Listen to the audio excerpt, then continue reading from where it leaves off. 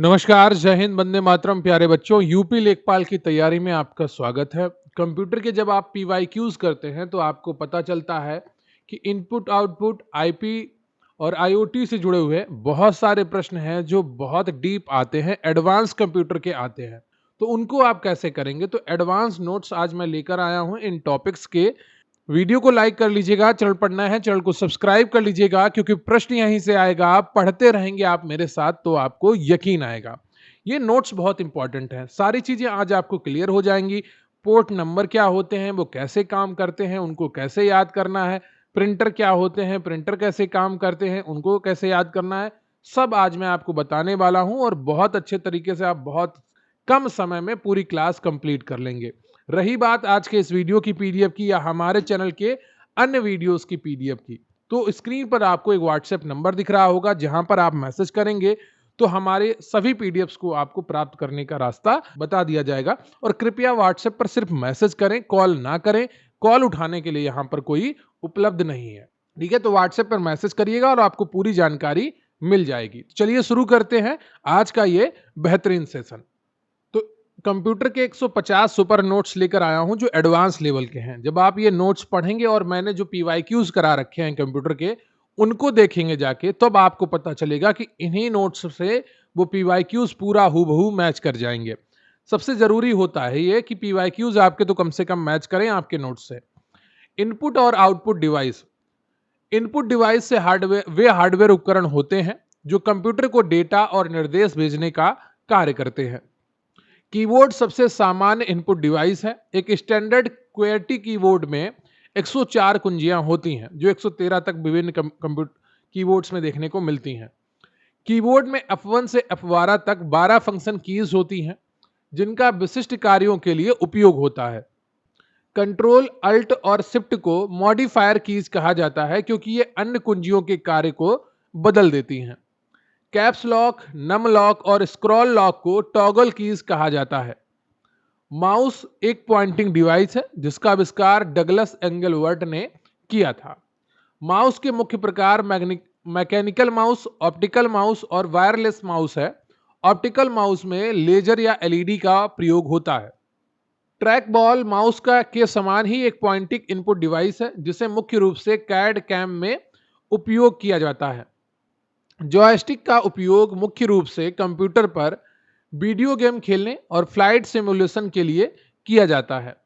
Scanner एक input device है जो हार्ड कॉपी कागज पर मुद्रित डेटा को डिजिटल फॉर्मेट यानी कि सॉफ्ट कॉपी में बदलता है। ओसीआर प्रिंटेड या हस्तलिखित टेक्स्ट को मशीन रीडेबल टेक्स्ट में बदलता है। ओएमआर यानी कि ऑप्टिकल मार्क रिकॉग्निशन का उपयोग बहुविकल्पीय परीक्षणों की उत्तर पुस्तिकाओं को जांचने में किया जाता है। एमआईसीआर क्या है? मैग्नेटिक इंक कैरेक्टर रिकॉग्निशन का प्रयोग बैंकिंग क्षेत्र में चेक को तेजी से प्रोसेस करने के लिए किया जाता है। बीसीआर क्या है? Barcode reader. सुपरमार्केट में उत्पादों पर छपे वर्टिकल लाइंस बारकोड को पढ़ने के लिए प्रयुक्त होता है। क्यूआर कोड क्या है? क्विक रिस्पॉन्स कोड एक 2 डायमेंशनल बारकोड है जिसे स्मार्टफोन के कैमरे से स्कैन किया जा सकता है। यूपीआई कोड जितने भी आप देखते हैं वो क्यूआर कोड के रूप में होते हैं। व्हाट्सएप की प्रोफाइल कोड, टेलीग्राम की प्रोफाइल कोड, इंस्टाग्राम की प्रोफाइल कोड, ये सब क्या है? क्यूआर कोड बेस्ड है। माइक्रोफोन ध्वनि को डिजिटल डेटा में बदलने वाला एक इनपुट डिवाइस है। वेबकैम एक वीडियो कैप्चरिंग इनपुट डिवाइस है जिसका उपयोग वीडियो कॉन्फ्रेंसिंग में होता है। लाइट पेन एक light sensitive pointing input device है जिसका उपयोग स्क्रीन पर चित्र बनाने या टेक्स्ट चुनने के लिए होता है। डिजिटाइजर ग्राफिक टैबलेट एनालॉग सूचनाओं जैसे चित्र को डिजिटल रूप में परिवर्तित करने का कार्य करता है।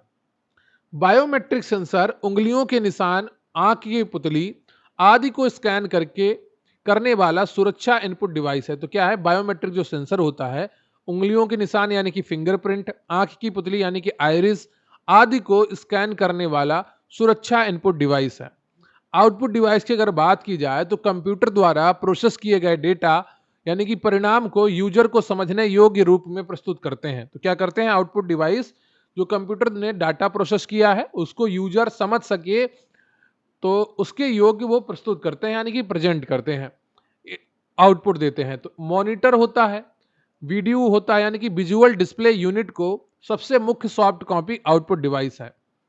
मॉनिटर पर दिखाई देने वाला तस्वीर छोटे छोटे बिंदुओं से मिलकर बनी होती है, जिन्हें पिक्सल कहा जाता है। मॉनिटर की स्क्रीन पर कुल पिक्सल्स की संख्या को रिजोल्यूशन कहा जाता है। अधिक पिक्सल मतलब बेहतर पिक्चर क्वालिटी। रिफ्रेश रेट यह मापता है कि मॉनिटर प्रति सेकंड कितनी बार स्क्रीन पर रिफ्रेश करता है। इसे हर्ट्ज में मापा जाता है। सीआरटी कैथोड रे ट्यूब पुराने मॉनिटर्स में प्रयुक्त तकनीकी थी, जो आकार में बड़े और भारी होते थे। एलसीडी लिक्विड क्रिस्टल डिस्प्ले तकनीकी में तरल क्रिस्टल का उपयोग किया जाता है, जो पतले और कम बिजली खपत वाले होते हैं। LED light emitting diode monitor LCD का ही उन्नत रूप है, जिसमें बैकलाइट के रूप में एलईडी का प्रयोग होता है। ओएलईडी क्या है? ऑर्गेनिक लाइट इमिटिंग डायोड सबसे उन्नत डिस्प्ले तकनीकी है, जो उत्कृष्ट कॉन्ट्रास्ट और ट्रू ब्लैक रेंज जो रंग प्रदान करती है। प्लॉटर क्या है? एक हार्ड कॉपी आउटपुट डिवाइस है, जिसका उपयोग बड़े ग्राफ्स, मैप्स और इंजीनियरिंग ड्राइंग्स को प्रिंट करने के लिए होता है। जो आप जितने भी बड़े बड़े होर्डिंग देखते हैं, वो सब प्लॉटर से प्रिंट होते हैं। प्रोजेक्टर क्या है? एक आउटपुट डिवाइस है, जो कंप्यूटर की स्क्रीन को किसी बड़ी सतह, दीवार या पर्दे पर प्रदर्शित करता है। स्पीकर और हेडफोन ऑडियो आउटपुट डिवाइस हैं, जो डिजिटल सिग्नल को ध्वनि तरंगों में बदलते हैं। टच स्क्रीन एक ऐसा डिवाइस है जो इनपुट और आउटपुट दोनों की तरह कार्य करता है, जैसे एटीएम स्क्रीन, स्मार्टफोन। मॉडेम क्या है? मॉडेम मॉड्यूलेटर, डीमॉड्यूलेटर भी इनमें इनपुट और आउटपुट दोनों श्रेणियों में आता है। डॉट पिच क्या है? तो दो पिक्सल्स के बीच की विकर्ण दूरी यानी कि डायगोनल दूरी डॉट पिच जितनी कम होगी, पिक्चर उतनी ही स्पष्ट होगी। आस्पेक्ट रेशियो क्या होता है? मॉनिटर की चौड़ाई और ऊंचाई का अनुपात होता है, जैसे 4:3, 16:9। मिडी क्या है? म्यूजिकल इंस्ट्रूमेंट डिजिटल इंटरफेस का उपयोग इलेक्ट्रॉनिक संगीत वाद्य यंत्रों को कंप्यूटर से जोड़ने के लिए किया जाता है। स्मार्ट कार्ड रीडर एक इनपुट डिवाइस है, जो स्मार्ट कार्ड के माइक्रो प्रोसेसर चिप को पढ़ता है। वर्चुअल रियलिटी यानी कि वीआर हेडसेट एक आउटपुट डिवाइस है और हेड ट्रैकिंग के साथ इनपुट है, जो 3D वातावरण का अनुभव करता है। ब्रेल रीडर क्या है? दृष्टिबाधित लोगों के लिए एक विशेष आउटपुट डिवाइस है, जो कंप्यूटर टेक्स्ट को ब्रेल लिपि में बदलता है। तो अगर संक्षेप में बात करें इनपुट डिवाइस, तो कीबोर्ड है, माउस है, स्कैनर है, जॉयस्टिक है, लाइट पेन है। आउटपुट डिवाइस में मॉनिटर आता है, प्रिंटर आता है, प्लॉटर आता है, प्रोजेक्टर आता है, स्पीकर आता है। दोनों का काम जो करते हैं। टच स्क्रीन जो होती है, इनपुट भी होती है, आउटपुट भी होती है। मॉडेम भी इनपुट आउटपुट दोनों होता है। फैक्स मशीन इनपुट आउटपुट दोनों होती है। हेडसेट आपके जो होते हैं वीआर, वो इनपुट और आउटपुट दोनों होते हैं। बात करेंगे प्रिंटर्स की। तो प्रिंटर एक प्राथमिक हार्ड कॉपी आउटपुट डिवाइस है, जो इलेक्ट्रॉनिक डेटा को कागज पर छापता है। प्रिंटिंग टेक्नोलॉजी यानी कि मुद्रण तकनीकी के आधार पर प्रिंटर दो प्रकार के होते हैं। एक होता है इम्पैक्ट प्रिंटर और दूसरा होता है नॉन इम्पैक्ट प्रिंटर। यहां से आपका थोड़ा एडवांस लेवल शुरू हो जाएगा, तो ध्यान से पढ़िएगा। यहां से प्रश्न बहुत सारे बने हैं आपके एग्जाम में। इम्पैक्ट प्रिंटर क्या है? कागज, रिबन और प्रिंट हेड के बीच भौतिक संपर्क यानी कि फिजिकल कांटेक्ट द्वारा अक्षर छापते हैं। ये बहुत शोर करते हैं। डॉट मैट्रिक्स प्रिंटर क्या होते हैं? एक इम्पैक्ट प्रिंटर है ये भी, जो छोटे छोटे बिंदुओं के पैटर्न से अक्षर बनाता है। डॉट मैट्रिक्स प्रिंटर की गति को सीपीएस यानी कि कैरेक्टर पर सेकंड में मापा जाता है। डेजी व्हील प्रिंटर एक इम्पैक्ट प्रिंटर है। इसमें एक पहिया होता है, जिसके सिरों पर अक्षर खुदे होते हैं। यह उच्च गुणवत्ता वाले टेक्स्ट छापता है, लेकिन ग्राफिक्स नहीं छाप सकता। तो ध्यान रखिएगा, जो डेजी व्हील प्रिंटर है, इसमें एक व्हील होता है जिस पर अक्षर छपे होते हैं, लेकिन ये चित्र नहीं छाप सकता, ग्राफिक्स नहीं छाप सकता, ये सिर्फ टेक्स्ट छाप सकता है। लाइन प्रिंटर एक बार में पूरी एक लाइन प्रिंट करता है। ड्रम प्रिंटर और चेन प्रिंटर इसके उदाहरण हैं। लाइन प्रिंटर की गति एलपीएम यानी कि लाइंस पर मिनट में मापी जाती है। नॉन इम्पैक्ट प्रिंटर इंपॉर्टेंट है, बहुत बार परीक्षाओं में इसके जुड़े हुए प्रश्न पूछे गए हैं। में कागज और प्रिंट हेड के बीच कोई सीधा संपर्क नहीं होता है। ये लेजर, इंक और थर्मल तकनीकी का उपयोग करते हैं और शोर रहित होते हैं। इंकजेट प्रिंटर जो है, वो एक नॉन इम्पैक्ट प्रिंटर है, जो कागज पर स्याही की छोटी छोटी बूंदों को छिड़काव करके प्रिंट करते हैं।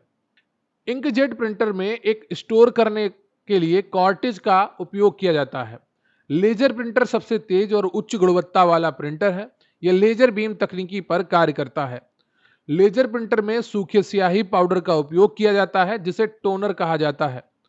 लेजर प्रिंटर फोटोकॉपी मशीन के सिद्धांत पर काम करता है और एक बार में पूरा पेज प्रिंट करता है, इसलिए इसे पेज प्रिंटर भी कहते हैं।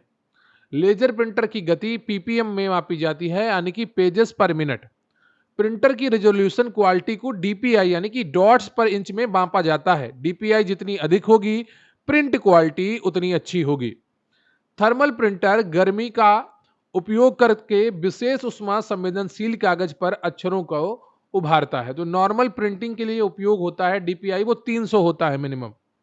थर्मल प्रिंटर का उपयोग मुख्य रूप से एटीएम की रसीद, शॉपिंग मॉल, पीओएस के बिल और फैक्स मशीनों में किया जाता है। इसकी छपाई कुछ समय बाद फीकी पड़ जाती है। 3D प्रिंटर एक डिजिटल 3D मॉडल से भौतिक 3 आयामी वस्तुएं बनाता है।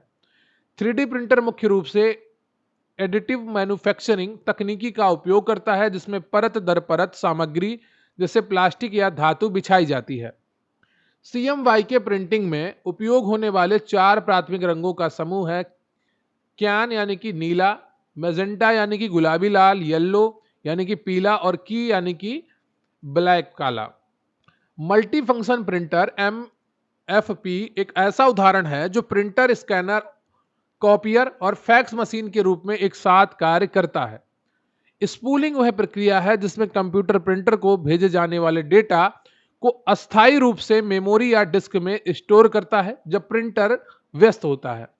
ड्राइवर की अगर बात की जाए तो प्रिंटर ड्राइवर एक सॉफ्टवेयर है जो कंप्यूटर के ऑपरेटिंग सिस्टम के को प्रिंटर के साथ संचार करने की अनुमति देता है।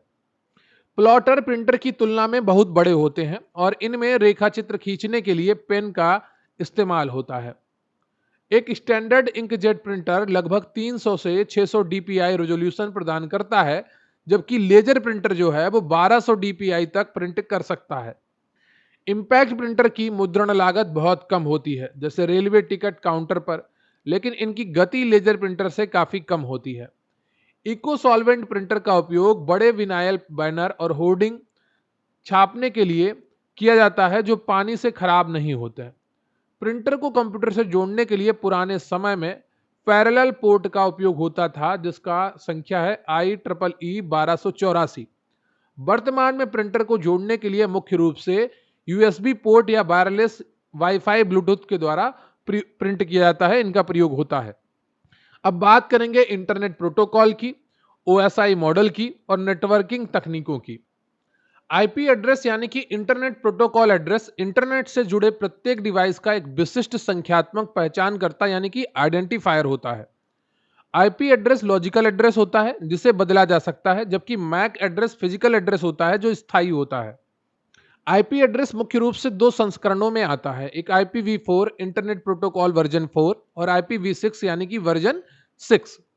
IPv4 एड्रेस 32 बिट का होता है और इसमें 4 भाग होते हैं, जैसे 192.168.1.1.1।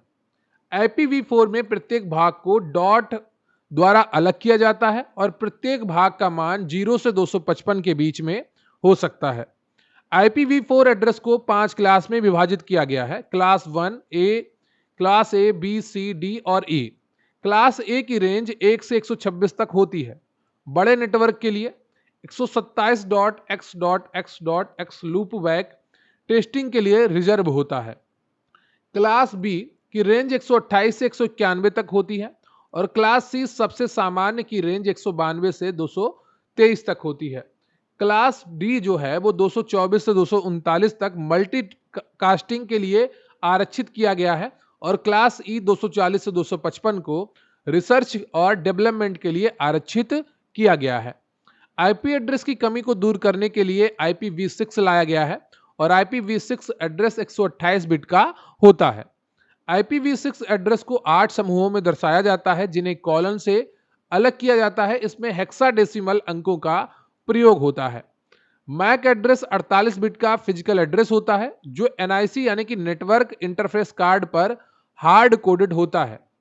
OSI model open system interconnection को 1984 में आईएसओ द्वारा विकसित किया गया था, इंटरनेशनल ऑर्गेनाइजेशन फॉर स्टैंडर्डाइजेशन। ठीक है, तो ओएसआई मॉडल एक वैचारिक मॉडल है जिसमें 7 लेयर्स होती हैं, 7 परतें होती हैं। ओएसआई मॉडल की 7 परतों की अगर बात की जाए नीचे से ऊपर के क्रम में, तो सबसे पहले फिजिकल आएगी लेयर, फिर आएगी डेटा लिंक लेयर, फिर आएगी नेटवर्क, फिर आएगी ट्रांसपोर्ट, फिर आएगी सेशन लेयर, फिर आएगी प्रेजेंटेशन लेयर और लास्ट में आती है आपकी एप्लीकेशन लेयर जो सबसे ऊपर होती है। फिजिकल लेयर की अगर बात की जाए तो ये सबसे निचली परत है जो बिट्स 0 और 1 के रूप में भौतिक केबल, हब और रिपीटर्स के माध्यम से डेटा ट्रांसपोर्ट करती है। ठीक है, तो जो केबल का जो काम है वो आता है फिजिकल लेयर में। फिर आती है data link layer, MAC address का उपयोग करके डेटा को फ्रेम में बदलती है। स्विच और ब्रिज इसी लेयर पर कार्य करते हैं। नेटवर्क लेयर की बात की जाए तो ये आईपी एड्रेस का उपयोग करके डेटा को पैकेट के रूप में स्रोत से गंतव्य तक पहुंचाती हैं। राउटर इसी परत पर काम करता है। नेटवर्क लेयर पर मुख्य प्रोटोकॉल आईपी, आईसीएमपी और एआरपी हैं। Transport layer end to end delivery और एरर रिकवरी सुनिश्चित करती है। डेटा को यहां सेगमेंट कहा जाता है। ट्रांसपोर्ट लेयर को ओएसआई मॉडल का हृदय कहा जाता है। इसके मुख्य protocol TCP, transmission control protocol और यूडीपी है। टीसीपी एक कनेक्शन ओरिएंटेड और विश्वसनीय प्रोटोकॉल है, जबकि यूडीपी कनेक्शन लेस और तीव्र लेकिन कम विश्वसनीय प्रोटोकॉल है। सेशन लेयर की अगर बात की जाए तो दो डिवाइसों के बीच संचार तंत्र स्थापित करती हैं, उसे बनाए रखती हैं और समाप्त करती हैं।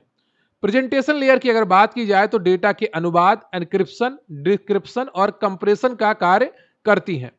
प्रेजेंटेशन लेयर डेटा फॉर्मेटिंग के लिए जिम्मेदार है, जैसे जेपीईजी, आस्की और जीआईएफ का प्रबंधन। एप्लीकेशन लेयर जो है सबसे ऊपरी परत है जो सीधे यूजर सॉफ्टवेयर जैसे वेब ब्राउजर के साथ इंटरेक्ट करती है। एप्लीकेशन लेयर के मुख्य प्रोटोकॉल होते हैं, वो कौन कौन से हैं? एचटीटीपी है, एफटीपी है, एसएमटीपी है, डीएनएस है और पीओपी3 है। टीसीपी आईपी मॉडल इंटरनेट का वास्तविक उपयोग किया जाने वाला मॉडल है जिसकी केवल 4 परतें होती हैं: नेटवर्क एक्सेस, इंटरनेट, ट्रांसपोर्ट और एप्लीकेशन। ठीक है, DHCP dynamic host configuration protocol network में डिवाइसों को स्वचालित रूप से आईपी एड्रेस प्रदान करता है। डीएनएस यानी कि डोमेन नेम सिस्टम एक जो होता है, डीएनएस जो होता है वो वेबसाइट की डोमेन को आईपी एड्रेस में बदलता है। इसे इंटरनेट का फोन बुक कहा जाता है।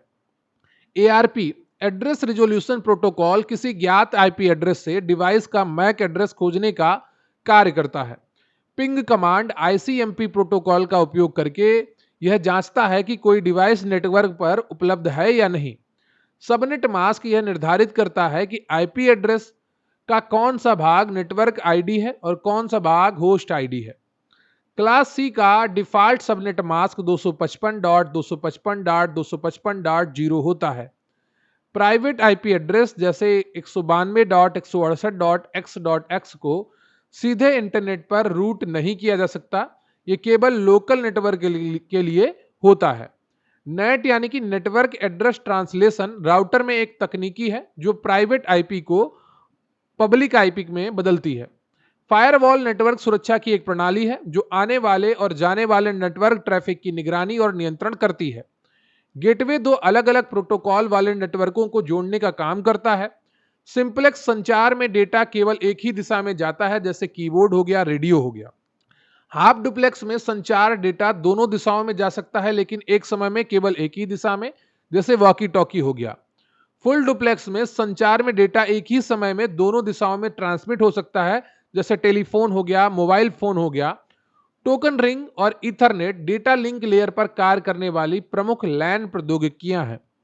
यूआरएल यानी कि यूनिफॉर्म रिसोर्स लोकेटर इंटरनेट पर किसी वेब पेज का पूरा पता होता है जिसमें प्रोटोकॉल, एचटीटीपी, डोमेन और पाथ शामिल होते हैं। टेलनेट एक एप्लीकेशन लेयर प्रोटोकॉल है जिसका उपयोग रिमोट कंप्यूटर को कमांड लाइन के माध्यम से एक्सेस करने के लिए किया जाता है। IPv4 में हेडर का न्यूनतम आकार 20 बाइट्स और अधिकतम 60 बाइट्स होता है। पोर्ट नंबर क्या होते हैं? कई बार आपके एग्जाम में ये प्रश्न पूछे गए हैं, इनको समझ लेते हैं। नेटवर्किंग में एक लॉजिकल एंड पॉइंट है जो यह सुनिश्चित करता है कि डेटा कंप्यूटर के भीतर सही एप्लीकेशन या सर्विसेज तक पहुंचे। पोर्ट नंबर एक 16 बिट की संख्या होती है जिसमें कुल रेंज 0 से 65,535 तक होती है। पोर्ट्स को 3 श्रेणियों में बांटा गया है। वेल नोन पोर्ट्स जो 0 से 10,023 तक है, ठीक है। और रजिस्टर्ड पोर्ट्स जो है 1024 से 49,151 तक है। और डायनेमिक प्राइवेट पोर्ट्स जो हैं वो 49,152 से लेकर 65,535 तक होते हैं। HTTP वेब पेज ट्रांसफर के लिए पोर्ट 80 का प्रयोग करता है। आपको यही याद करना है जो प्रोटोकॉल है वो कौन से पोर्ट का उपयोग करते हैं।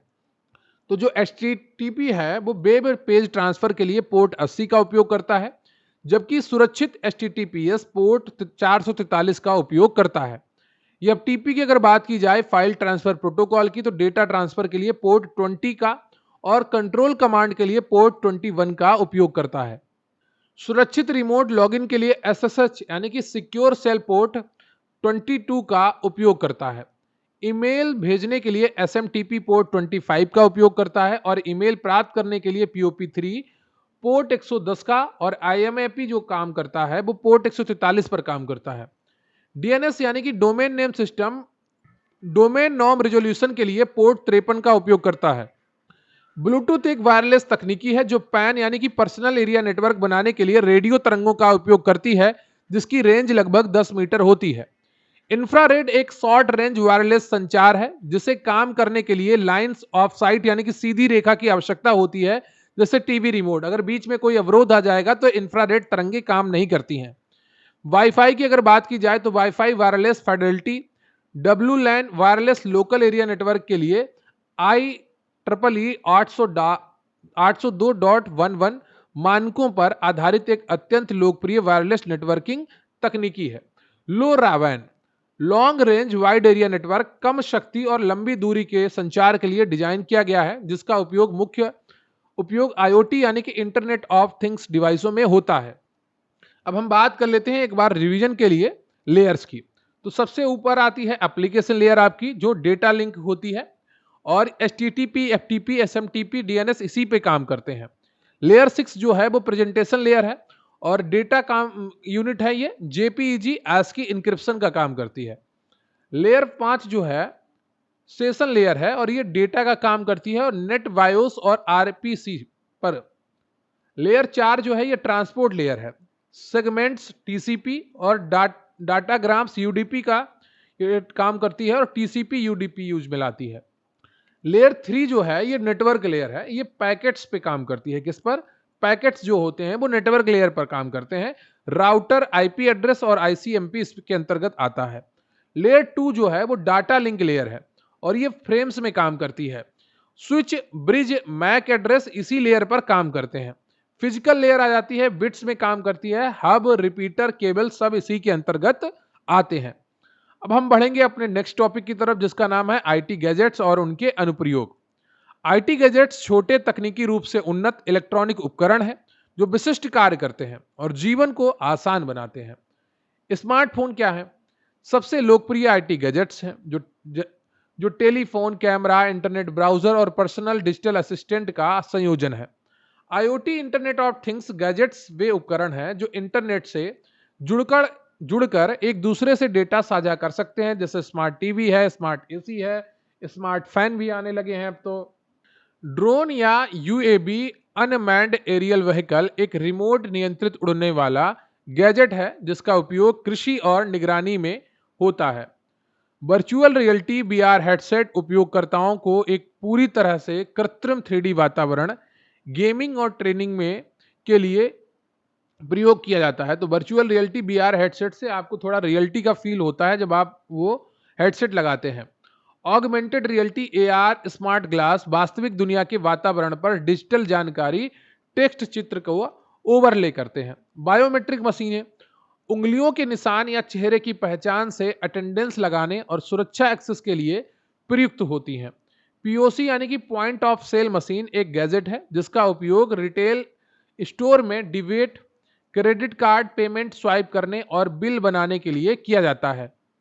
GPS ट्रैकर यानी कि ग्लोबल पोजीशनिंग सिस्टम वाहनों और वस्तुओं की रियल टाइम लोकेशन ट्रैक करने वाला एक नेविगेशन गैजेट है। ई गवर्नेंस में गैजेट्स का उपयोग डिजिटल इंडिया के तहत मोबाइल ऐप उमंग डिजी लॉकर के माध्यम से सरकारी सेवाएं देने में किया जाता है। RFID radio frequency identification tag का उपयोग फास्ट टैग सिस्टम में टोल प्लाजा पर ऑटोमेटिक पेमेंट के लिए किया जाता है। Lidar light detection and ranging sensor का उपयोग ऑटोनॉमस कारों में 3D मैपिंग के लिए किया जाता है। स्मार्ट कार्ड में एक एम्बेडेड माइक्रोचिप होती है जिसका उपयोग मेट्रो कार्ड और एटीएम डेबिट कार्ड के रूप में होता है। बैंकिंग में आईटी अनुप्रयोग यूपीआई यानी कि यूनिफाइड पेमेंट्स इंटरफेस और मोबाइल वॉलेट्स पेटीएम फोन पे द्वारा कैशलेस ट्रांजैक्शन। एनएफसी क्या है? नियर फील्ड कम्युनिकेशन तकनीकी का उपयोग स्मार्टफोन के माध्यम से टैप एंड पे के लिए किया जाता है। किंडल विशेष रूप से ई किताबें पढ़ने के लिए डिजाइन किया गया गैजेट है जो ई इंक डिस्प्ले तकनीकी का उपयोग करता है। रास्पबेरी पाई तो एक क्रेडिट कार्ड के आकार का सिंगल बोर्ड कंप्यूटर है जिसका उपयोग कोडिंग सीखने और छोटे आईओटी प्रोजेक्ट्स में होता है। स्मार्ट थर्मामीटर और ऑक्सीमीटर पल्स और तापमान का डिजिटल रिकॉर्ड रखने और डॉक्टर के साथ ब्लूटूथ के जरिए शेयर करने में मदद करते हैं। स्वास्थ्य सेवा में portable ECG monitor, digital blood pressure machine और स्मार्ट ग्लूकोज मीटर जैसे आईटी गैजेट्स का उपयोग होता है। वेयरेबल्स तकनीकी जैसे फिटनेस बैंड है। स्मार्ट वॉच का सबसे बड़ा लाभ रियल टाइम स्वास्थ्य निगरानी और बीमारियों की पूर्व चेतावनी देना है। शिक्षा में स्मार्ट बोर्ड और डिजिटल पेन जैसे आईटी गैजेट्स का उपयोग इंटरैक्टिव लर्निंग के लिए किया जाता है। Pen drive USB flash drive data transfer करने के लिए एक पोर्टेबल स्टोरेज गैजेट है जो ईईपीरोम तकनीकी पर आधारित है। आईटी गैजेट्स की बढ़ती संख्या ई कचरा की समस्या को जन्म दे रही है जिसका उचित पुनर्चक्रण पर्यावरण के लिए आवश्यक है। तो ये आज के आपके कंप्लीट होती है क्लास जिसमें आपने आईपी एड्रेस को देखा, इनपुट आउटपुट को देखा, प्रिंटर को देखा, प्रिंटर के टाइप को देखा, लेयर्स को देखा और पोर्ट्स को देखा जो आपके लिए बहुत ही महत्वपूर्ण है। आप जब पीवाईक्यूज करेंगे यूपी के तो यहाँ से आपको बहुत सारे प्रश्न मिल जाएंगे। मैंने ये सारे प्रश्न करवा भी रखे हैं, आपको आई बटन पर क्लिक करके उसका लिंक मिल जाएगा। वीडियो को लाइक कर लीजिएगा, चैनल पर नए हैं चैनल को सब्सक्राइब कर लीजिएगा, अपने दोस्तों के साथ वीडियो शेयर करिएगा और कमेंट करके बताइएगा कि आज का ये सेशन आपको कैसा लगा। रही बात आज के इस वीडियो की पीडीएफ की तो स्क्रीन पर आपको एक व्हाट्सएप नंबर दिख रहा होगा, वहां पर आप मैसेज करिए और सभी पीडीएफ्स आपको प्रोवाइड करवा दी जाएंगी। देखिए कॉल मत करिएगा, सिर्फ व्हाट्सएप मैसेज करिएगा और पूरी जानकारी आपको व्हाट्सएप पर ही दे दी जाएगी। मिलते हैं फिर किसी अन्य वीडियो में, तब तक के लिए जय हिंद जय भारत।